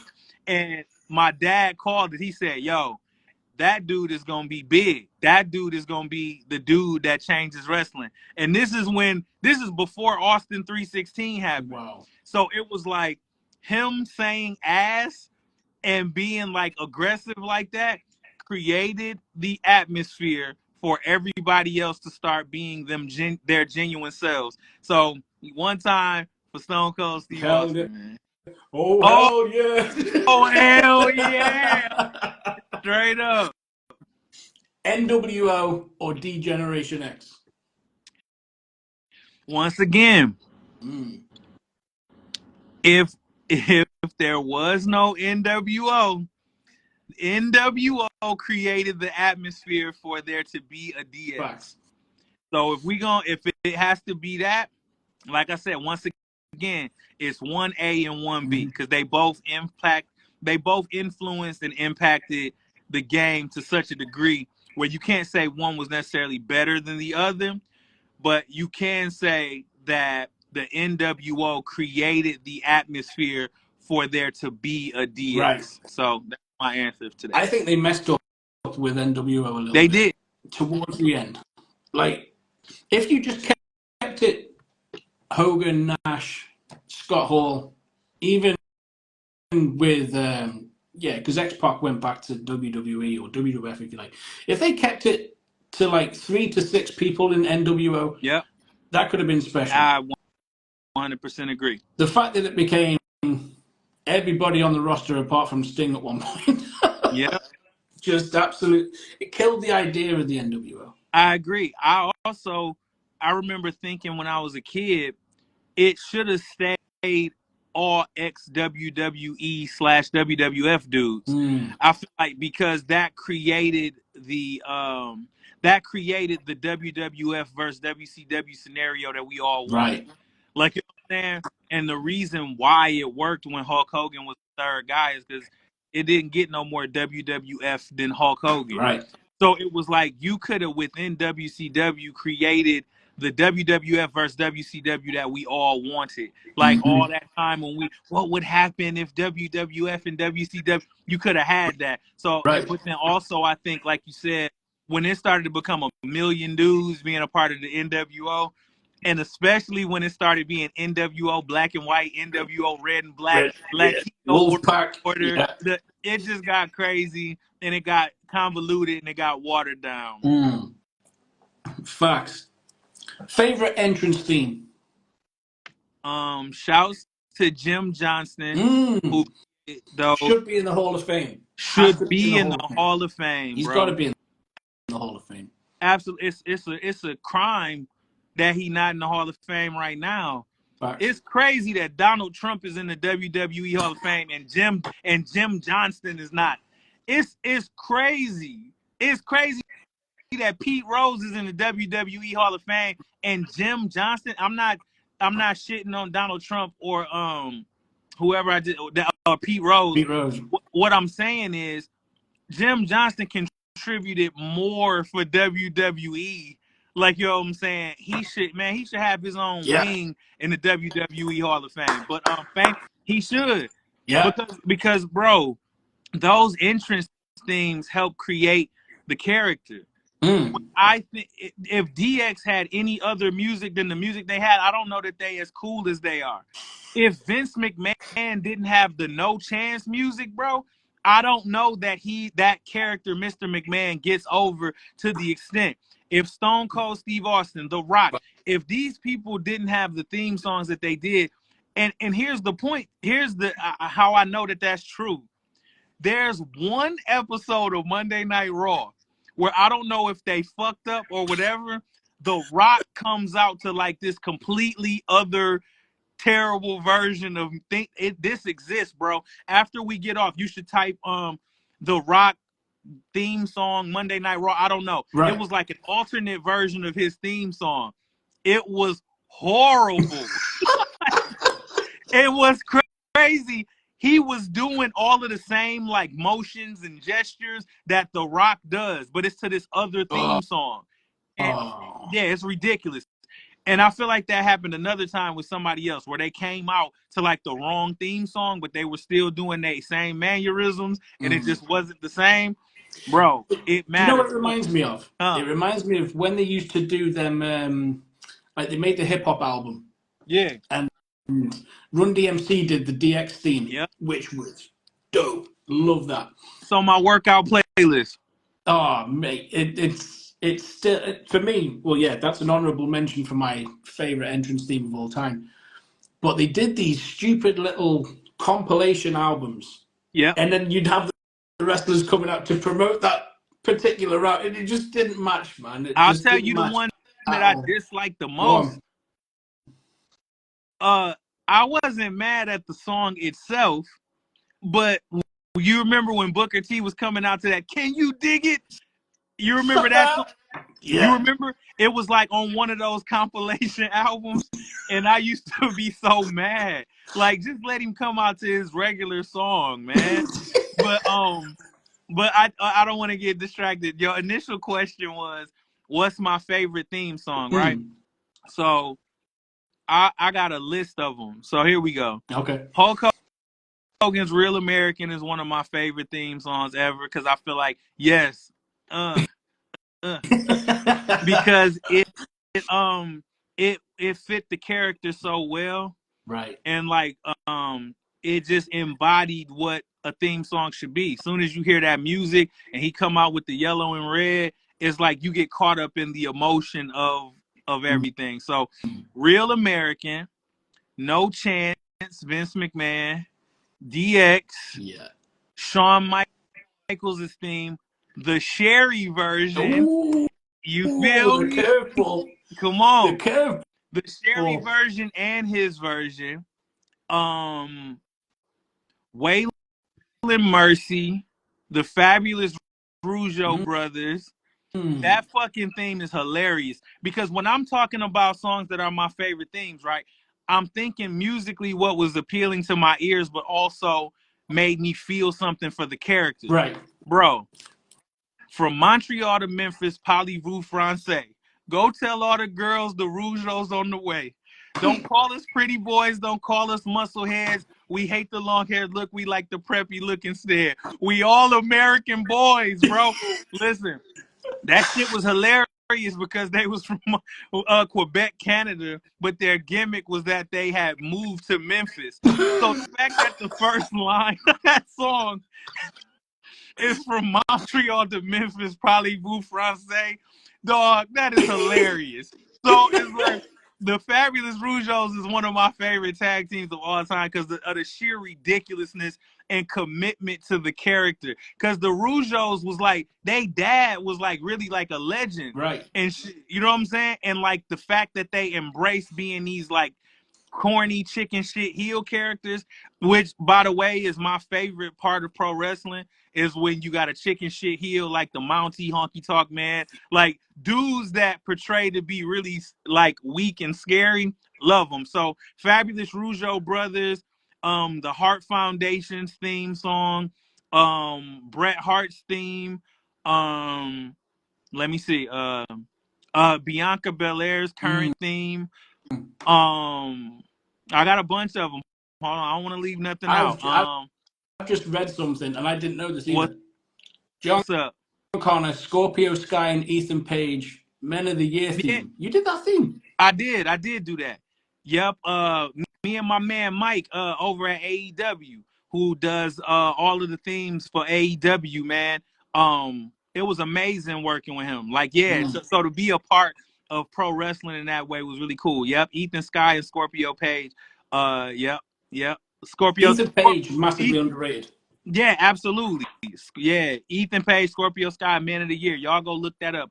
I definitely did that, man. Sick. But let me I. wait. It's some more themes I got. Hold on. Dusty Rose's American Dream theme. Cody Rhodes' current theme. Mm. Roman Reigns' current theme. Go. Austin and The Rock's theme. Um, Billy Gunn to me always has the most hilarious theme songs. That's bad. Ass Man is hilarious, bro. I tell you, people don't know too.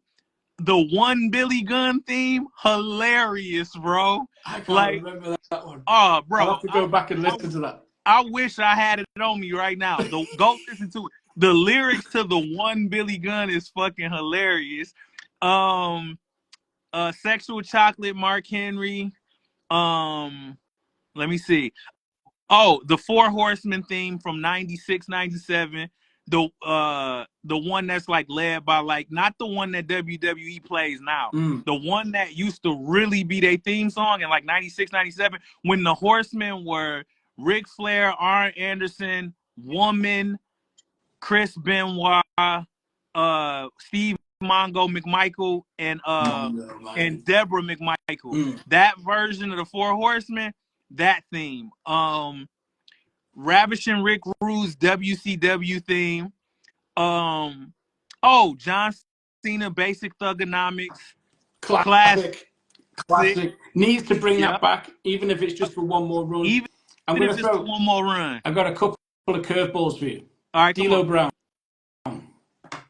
Underrated dope worker. And I think his run as the Eurocontinental champion was super dope. It was Mm. super dope. He's got a dope theme as well. Oh yeah, yeah. That you looking at the real deal now. Now. Yo, that's on my workout playlist too. Yep. Test had a dope theme. Test had a dope thing. Yeah, he did. Yeah, It's as you when you just brought test, it up. test, test. Yes. This is a test. This is Bow, only bow. a test. Yeah. Do, Dum dum do, dum do, dum do, dum dum do. dum dum. Hard. That was hard. That was That hard. needs sampling. You know who else else had a dope theme that I grew to appreciate the older I got? Go on. Psycho Sid's theme was crazy too. Yeah. Mm. Psycho Sid's theme was crazy too. Every time I hear Psycho Sid, I just think of that horrible injury, man. Yeah, me too. Me too. That Man. sucked. That sucked. Oh, Oh okay wait, then. Finn. Mark Shot just how could I forget? Damn right. Chris Jericho Oh shit! break the walls down. Yes. Now, when he first debuted on Raw, Yep. he had Break the Walls Down, but it didn't Yeah, have all the lyrics in it. it was a little more Oh, naked than it eventually it became. sounded so much better. Yo, bro, So much give me better. a pound. Give me a pound, bro. Boom. Because I agree with that 110%. The first version of Break the Walls Down was crazy. Mm. And it's out there on Tidal and on Apple Music. I think Is it? you can actually, yeah, I think it's on one of the Jim Johnston WWE Uncaged albums. The original version of Break the Walls Down, you can actually like listen to it on streaming sites. Because I've been listening to that on YouTube with the actual footage, and it's not the Yeah, same. no, go look for it. It's on one of the Jim Johnston WWE Uncaged albums. Man, favorite finishing move then? I feel like this might go on for a It little bit as well. might, but if you got time, I got I've time. got time. I've All got time. right, favorite finishing moves. I would say the first thing that popped into my head was the RKO, Mm, only because of how inventive Randy Orton is with when he does right. it. Um, Who was that oh, one? Who was the one that did the moonsault? No, did the was shooting was star that press? it wasn't Paul Evan London, Evan Evan Bourne. Was Bourne. it? It was Yes. Evan Bourne, When he does the shooting star press and bro. That's the craziest RK, bro. That's top 5 craziest RKO's ever. My other favorite one, which I was there for, I was glad I was there for it. WrestleMania 31, bro. Seth Him Rollins. ver- him versus Seth Rollins. Yes, I was there for that, bro. Man. And I knew how crazy it was in real time.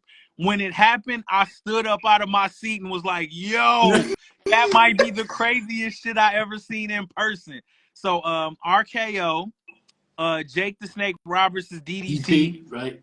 um the sharpshooter, just because seeing Bret Hart in the sharpshooter position to me is iconic. That shit is Right. almost like the Michael Jordan jump man or something. Like seeing Bret Hart with somebody in the sharpshooter is like iconic. With Um, Austin in the sharpshooter, with all the blood over his face. classic.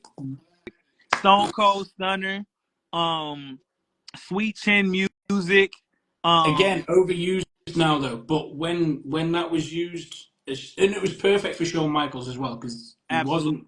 He was like the CM Punk of that era. He wasn't the biggest, Yeah. this, that, and the other. And But he could hit that what, on anyone. what was also dope about it is that move had history with Shawn Michaels, because him and Marty Jannetty used to do the super kick together when they were the Rockers. Right. So it was cool because it was like he always did Sweet Chin Music dating back to the beginning of his career. Mm. And that was cool that the move actually evolved as he evolved, which was really cool. Fact. And again, he hit some crazy switching music. So there was one on, I want to say Shelton Sheldon? Benjamin. You cracked. Sorry, you cracked up then. Was it Shelton Benjamin? Oh, just bang. And the way that Shelton sells it as well, man, I thought he was dead. Facts. I thought Facts. he killed him. Okay. What's your favorite era or era? I don't know how you say it. Era of wrestling. Favorite era. Oh, and 2 other songs I wanted to point out. Okay. Jive Soul Bro, Slick, and wait, it was one more. Oh, Honky Tonk Man.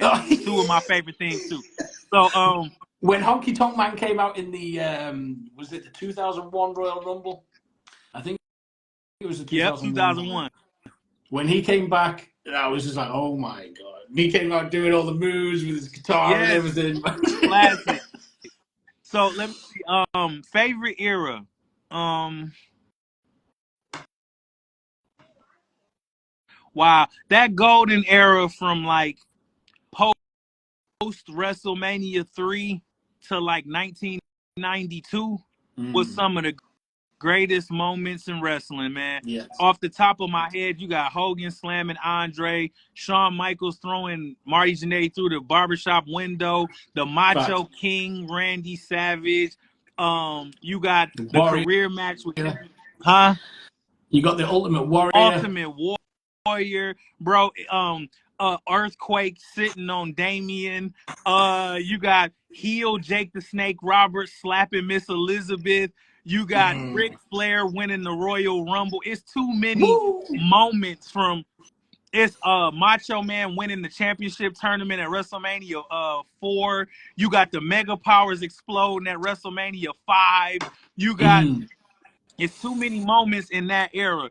And I know we all like I'm a product of the Attitude Era as well because that was like my Same. teenage years and this moment but I think that era from like post WrestleMania 3 to like 1992 was crazy. I hold it near and dear to my that's the era of wrestling that I find myself going back and watching the most. I watched the 1992 Royal Rumble recently, just before this year's Rumble. Classic. Man, when Ric Flair, it was Hogan pulled over Psycho Sid at the end, and I was just like, Yep. man, like that whole Rumble. Because I thought when I remember when I first watched that, I don't think I watched it around 92. I think it was a couple of years later. I had it on a VHS on a tape, Mm-hmm. and I remember watching it and thinking Hulk Hogan's winning this. Right. Like, no one else is winning it. It's Hogan's Right. belt. And then when Hogan went, he wasn't even the Right. final two. Right. Wow. Like, what a I loved moment. it. Matter of fact, bro, my thoughts on the 92 Royal Rumble is probably that's in my top 5 greatest Royal Rumbles of all time. I feel like Hulk Hogan was a sucker for what he did to Sid. Right. That was crazy. Like, you know what I'm saying? That was he got eliminated fair and square and just got pissed off and Yeah. cheated. But here you go. This is for all the wrestling fans out there. This conversation, you gonna do you have this recorded? This Yeah. conversation? I'm hoping it saves. I Okay, pray to cool. God it saves. So cool. This is for the rest of forever that people will have this. This is Sid Justice's Royal Rumble 92 promo. You ready, bro? Go. It is this simple. The man who is standing last in the Royal Rumble will be the World Wrestling Federation champion, and all I ask you to do is open your eyes and it will hit you in the head like a shot. You are looking at the man who is superior to all. You are looking at the next World Wrestling Federation champion. You are looking at Sid Justice. Let's go! Let's go! Stop playing with me, man. Oh, man. It was a dope rumble, man. One of my favorite Rumbles, and it wasn't even that great of a match, but I think it was the whole story around it, was the 1999 one, where One of my Austin. favorites too. I love that. I even like the fact that Vince won. Yes, yeah, because it pissed me off. Yeah, it pissed you off at the end. Vince came in second, didn't he?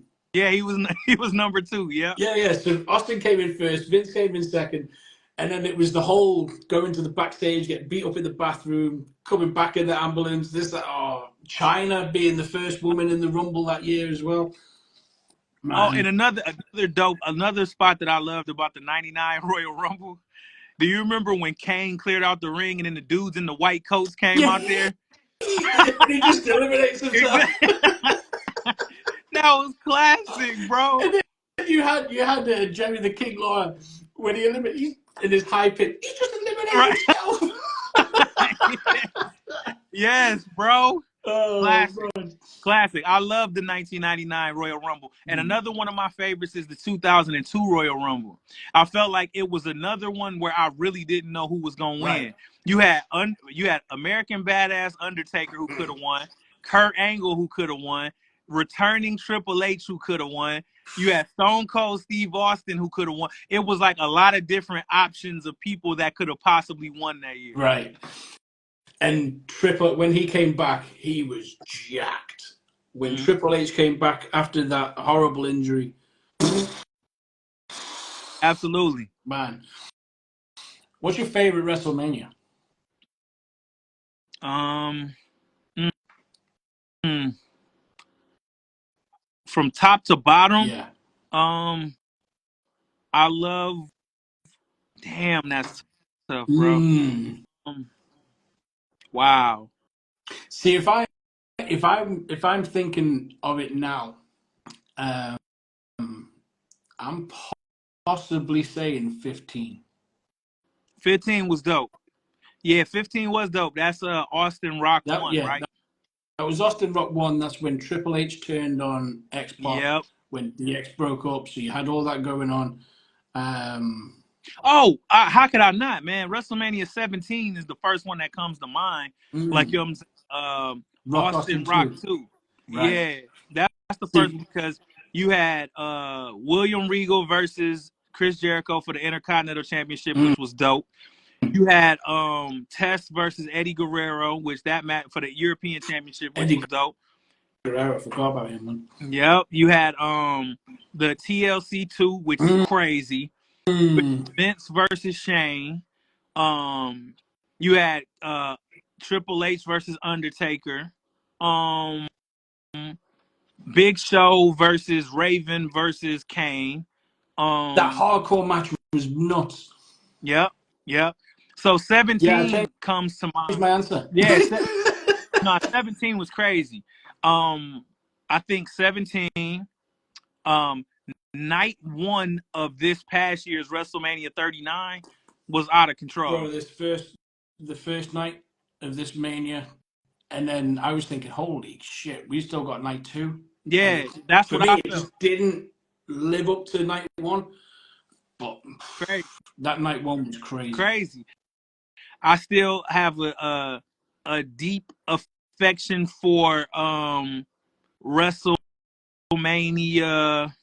And this is my personal opinions, right? I gotta go with my personal opinions, not what the narrative is. Right. Okay, Okay. I love WrestleMania 8. Mm, Um, I love WrestleMania 4 and 5. Um, 6 was dope too. yeah. Um, yo, a lot of people hate WrestleMania 9 for some reason, which is crazy to me. I love WrestleMania 9. That was the Who was toga on nine? party in Vegas. Bret Hart versus Yokozuna. Hulk Hogan. Oh yes, Yeah, yes. yeah. No, I that was one of the first WrestleManias that I watched sort of live. And wasn't that the one Undertaker had? What's his name? Giant Giant Gonzalez. John. Yeah. So you had that, and yeah, And Doink versus Crush, and you had double Doinks. Dog, I wasn't mad at that. Like, to me, that was a WrestleMania moment. I right. remember as a kid being like, oh shit, it's two Doinks. This is crazy. The whole So, presentation for that as well, like the whole Caesars, right. everything, like the way that they came out. Yeah, Yes. I'm with you on that one. I don't know why WrestleMania 9 get a bad rap, but I Although love the ending WrestleMania. pissed me off, I wasn't happy with the ending. At 9? Yeah, Yeah. But you know what? At the time, I can remember I wasn't happy about it. But as an adult, like when I watch it now, it's a feel good moment. right, You know what I'm saying? It's a feel good right. moment. And Brett got his back at WrestleMania 10, so True, true. Man, Brett versus Owen Hart as well, classic. man. People don't talk about that match as much as they should. Mm, that's Classic, so good. because I get it. Razor versus Shawn in the latter match was dope, Right. but Brett versus Owen is crazy. If when you go back and watch it I love that match, but I love their cage match at at SummerSlam, SummerSlam. Yeah, crazy. that one for me. When just the way that you had the family sitting in the crowd, you had Bulldog trying to get in, you had and the way that Owen Hart was like slumped over with his legs stuck in Yep. the cage, Yeah. man. And Just yo, real quick, Foulmouth just came in here who produced Worst Day Ever. Shouts to him. oh, shout out that I was literally talking about that track before, man. I love that track. Like I was saying, like the flows, everything, and then you said that you didn't write anything, and yeah, you just pissed me off with the whole thing. So. But no, shout out to everybody that was involved in that 3 album. I feel like I've taken a lot of your It's time, love, and man. I apologize No for that, man. apologies necessary, man. There's just one more question Yep. to do with wrestling, All then, right. and this is WrestleMania worthy. Okay. Okay, the people's champion or the people's rapper? In what regard? You're just fighting it out, man. Like, Hmm. The people's champion or the people rapper? It just am I picking that like in what? I don't know. I just wrote it down. I thought it was cool.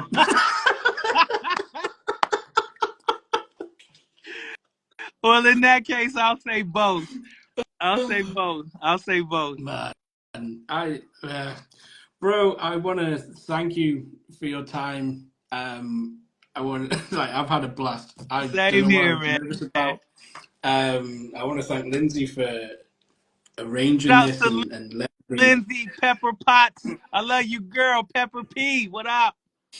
letting me have this opportunity. It's something that I've wanted to do for so long, man.